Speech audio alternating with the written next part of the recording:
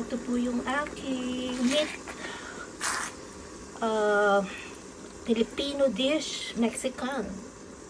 Ito yung halos parehas ng Mexican food. Ito ay mga halo niya, mamaya yung mga ingredients ilalagay ko sa ano. Ayan. I-share po sa inyo to. Ito ay may beans. Ayan, nakikita nyo yung beans. Sa short videos ko hindi kita ito. Ito yung beans niya. Ayan. So, bumili po ako ng cabbage. Yung cabbage. Tsaka ito, salad. Ano ba to? Ano ang pangalan nito?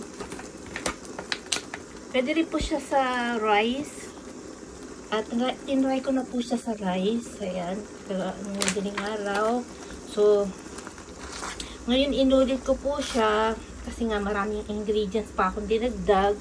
Tapos, ito nga yung aking ilalagay. Ayan, wrap. At saka itong cabbage at violet. Yung tomato, wala na. Tsaka yung cheese. Lalagyan natin ng cheese. Kung gusto niyo ng wrap, lagyan niyo ng cheese. Tomato. May tomato na po to. Siyempre, may sauce siya. Maano doon sa wrap, diba? Meron pa akong wrapper dito eh. Ano ba itong rice roll ba ito? Rice paper. Ito, rice paper. Try ko po yan.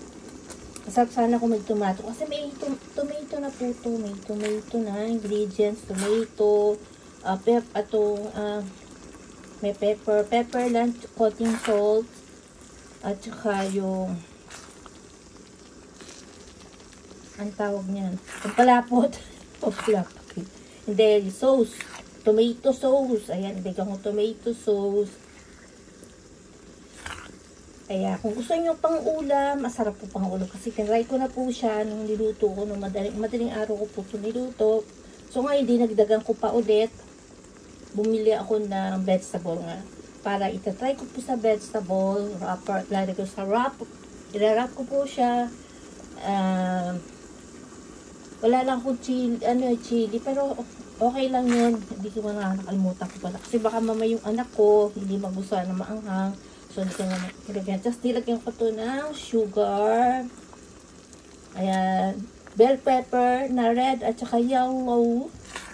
Ang nakasarap po, yung tomato. Yung tomato. Ayun, tomato. Potato pala. Tomato pala. Meron din pala potato. Ayan, ang sarap po niya talaga. Grabe. Papaparami. Ang sarap niyo mga. Only rice kayo dito. Grabe. Bibigyan ko po yung anak ko po nito. Only rice. May sabaw po siya ngayon kasi lalagyan ko pa siya na ulit ng cornstarch. Pero kung magra-rice ako ngayon, ayan, okay lang. Tapos mamaya, later, lalagyan ko po siya ng cornstarch. Ayan, para hindi masabaw-sabaw. Kasi may, ayan. Isa-separate ko yung may sabaw, isa-separate ko yung dry. Para po sa ating lumpiang Shanghai dyan ay. Hindi po lumpiang Shanghai. Ayun, lalagyan ko sa lumpia wrapper. Tapos, yung may, yung cabbage, violet. Tapos, lalagyan ko ng cheese. Ayun po, tsaka itong, salad. Ito pang salad. So, mahihirapan po yung cellphone, yung usok niya. Aling ko po yung usok. Yan. Luto na po yan. Lutong-luto. Dahil nag-ulam na ako ng madaling araw. So, ito, ano ba to? Ito po yung gulay. Ito po yung pambira ka. Ayan po. Ayan. Ito na ang aking morning breakfast. Ayan naman po. Ilalagay ko mamaya. O nga pala, paulit-ulit. Ilalagay ko dito yung ingredients. Kasi hindi naman ako nagluluto na malit ang aking kitchen. So, hindi ko hindi ko na ma-share yung ingredients na kagaya ng mga cooking vlog. mga cooking vlogs. Hindi naman po ako cooking vlogs. Ano lang po ako, sharing po ako ng mga niluluto ko for everyday meal. And po ito ay breakfast ko po ngayon. Kasi maghapon po ako, maghapon wala ako kahapon. So ngayon, kumain ako ng kanin, anong oras yung sinigang kong niluto sa baboy, sinigang na baboy. So, anong oras na po ako kumain nun? Anong oras po ako dumating dito? Alas 4? Ayan mga ganung oras po ako kumain. Ayan, magsi 6 o'clock. Diet po tayo. Okay, see you later sa aking a few moments.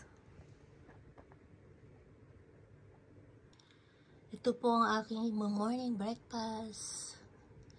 Ayan, ilalagay ko mamaya sa yung mga ingredients niyan. Okay. Enjoy your watching. Ayan, ako ay naka-live. So habang ako nagla-live, ako ay mag-upload videos. Ayan. Naman po, pakisupport ang aking. Bihira po ako mag-live, silent power. Mag-iwan lang kayo kahit na anong iiwan nyo dyan. Bihira po ako mag-live dahil sa aking kondisyon. Ayun. Kala ko sabi ko mag-iiwas muna ako sa kape. Baka isa din po yan. Lahi po ang Parkinson disease ang aking ama. Ako po ay nakakuha ng ganun sakit at sa aking ina naman ay benign tumor. Ayun, hindi ako nagpapaawa. Basta yun lang po. Alamin nyo kung ano yung ng pamilya nyo, family history nyo. Yun lang po. At para maging aware po kayo sa mga sakit. Mag-iwas. Iwas.